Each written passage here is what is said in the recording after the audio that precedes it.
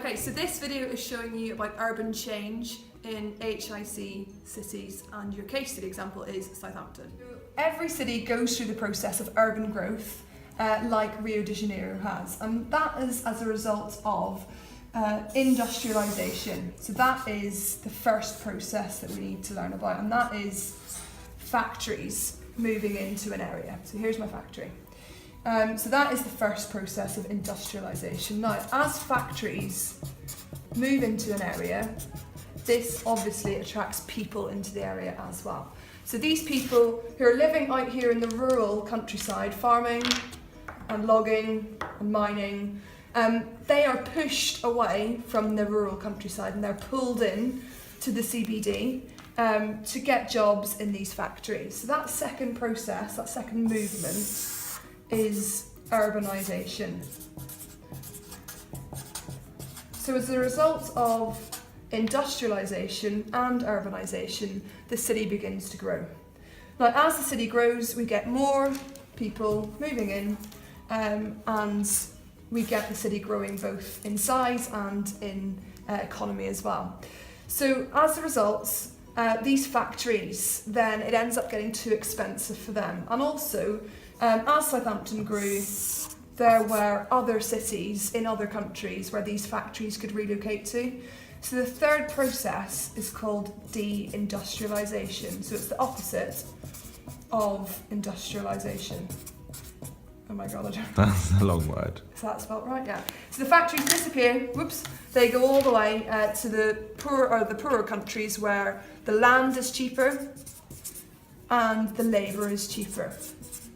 The factories close down.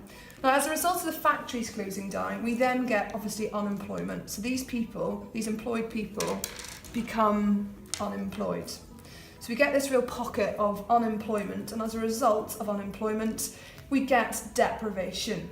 Okay, so deprivation, these people in the inner city become deprived, and the services such as the post office closed down, and the schools closed down, and also some of the employed people decide to move out. So this process where they move out from the urban area is called counter-urbanisation. And the things pushing them out are things like pollution, crime rates, and because the area is deprived, generally it's not a very pleasant place to live in, so they move out to the rural urban fringe, or even the suburbs like where we live in Bittern.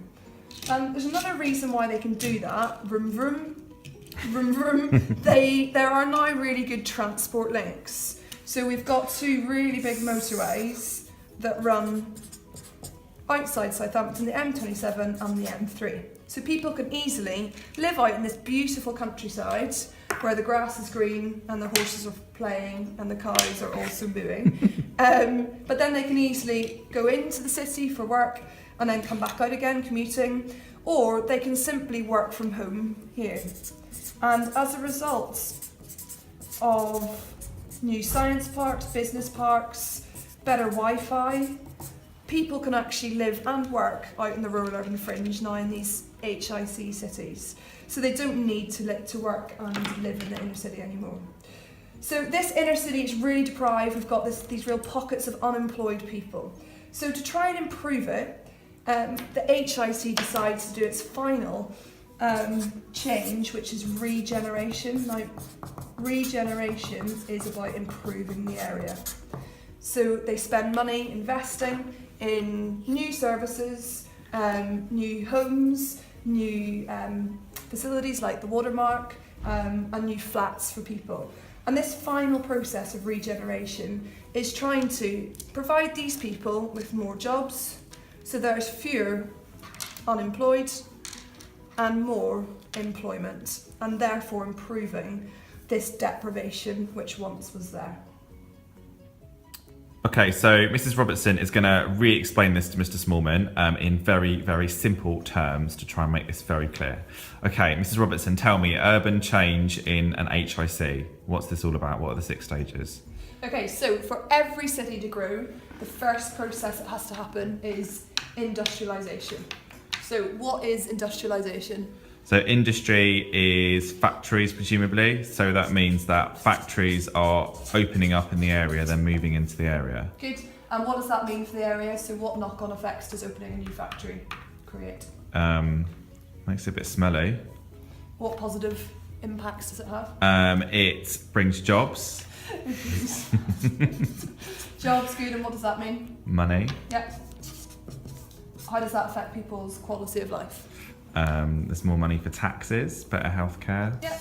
better Good. education. Yeah, so industrialisation is important, and every city needs to go through this process where they set up factories and earn money. Okay. Okay. So the next stage then is urbanisation. So as these factories have opened, what does that encourage, or who does that encourage to come into the city to get work? People who want better paid jobs, I presume. So they want to come into the city to absolutely. work in a factory. Yeah, so these people who are all working out in the sticks in the rural countryside, and they're working mainly in primary jobs. So what jobs are that? So primary jobs are the jobs that extract raw materials from the earth, so like fishing, farming, mining. Okay, so they're farmers, so they're not earning much money. Yep, so there's little money out of here, Okay. little opportunity, so they move into the city where they get jobs, have more money, and are really happy. Okay. Okay, but these factories don't remain here forever. Why? They want to move elsewhere because this city's doing really well now and the land's getting really expensive. So they want to move elsewhere. They want to go to LICs and newly emerging economies where the land is cheaper and the labour is cheaper. So what kinds of countries? So they might move to NEEs like Brazil. They might move to Turkey, for example. The Ford factory in Southampton moved there. Oh. And that causes this process of deindustrialisation. So here's my factory. And it closes down. Oh. So it's what impacts would that then have on the area? The factory's closing down. Well, these people are going to lose all their jobs, so Right. that doesn't sound good. Okay, so that leads us on to the next process, which is deprivation. So being deprived of something is really, really bad. It means, will you tell me? What does it mean? Deprivation? So you don't have a job, so you don't have money for basic things. So what, things like food, housing, Education. yeah, all your basic Requirements of life. Yeah. So deprivation starts happening in this city centre because all the factories have moved away and we get this unemployment in the area. And people then turn to crime, so crime rate increases. You get lots of abandoned,